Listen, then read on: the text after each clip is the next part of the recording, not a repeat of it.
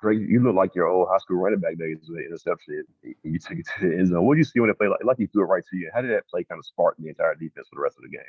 I mean, it was definitely a momentum thing. We needed to play on defense to get some points on the board. So it's definitely helpful and, helped us gain some momentum. Go ahead, David. Hey, Drake, after Thayer scored, did he come up to you afterward and say like, hey, I needed to get a touchdown too? Or did you guys have any kind of conversation? No, we didn't say anything. We'll probably talk to him later about it. Do you feel like now you can say that you guys are the best brother tandem of all time in NC State now that you've, both scored on the same game?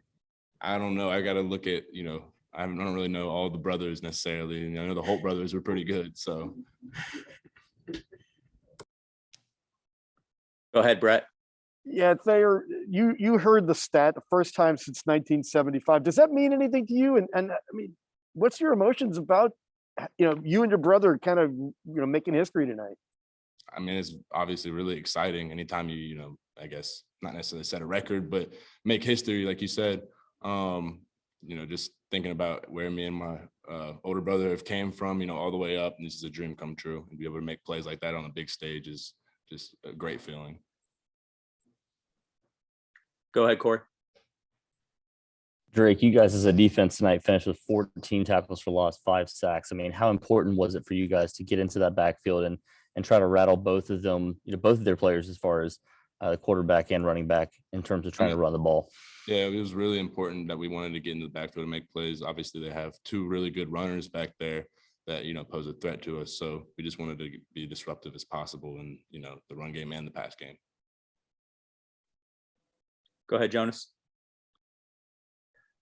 Great Coach Norris said during the pregame meal, a lot of guys were watching their phones, kind of checking out how the Clemson and Wake Forest game started. Obviously, you guys needed Clemson to win to kind of keep your hopes alive.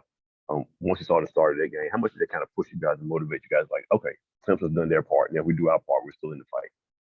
Honestly, I wasn't really keeping up with it. I know other guys were, but I'm gonna take the same approach every game. Some guys were watching it, wanted to know what was happening, but I didn't really care because I just wanted to take, the same approach no matter what the circumstance was.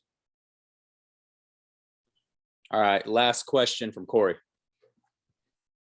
Drake, obviously, Friday's game, you guys never lack any sort of motivation playing against UNC, but how much more motivated are you guys now with the scenario that you have at this point? Like I said, my approach is stayed the same, maintained throughout the whole year. It's the same every single week. I'm going to work every single day, trying to get better, execute the game plan and do what the coach is asking me. Appreciate it. Thanks, Drake.